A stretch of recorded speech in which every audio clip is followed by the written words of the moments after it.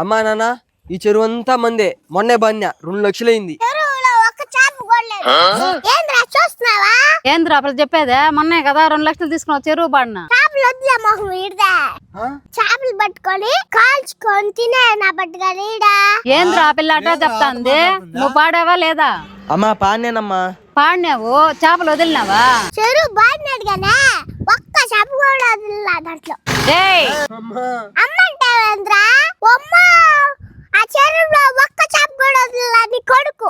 ఏరా అమ్మా వదిలినానుమా. వదిలినావే?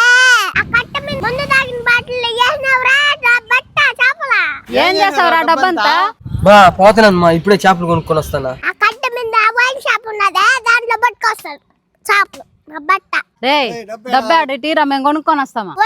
తాగేసి నా డబ్బా.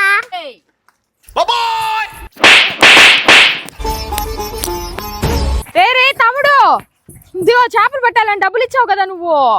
ఆ విషయం అక్క దగ్గర ఇచ్చినానని చెప్పుండొచ్చు కదరా. నా మాట్లాడినారు మమ్మీ, అప్పుడు చెప్పే మాటలే అంటున్నారా?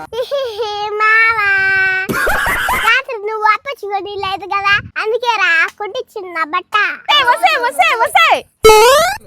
ఆ నా బట్ట నా పచ్చి తీసి లేకపోతే మళ్ళీ కొట్టిస్తా.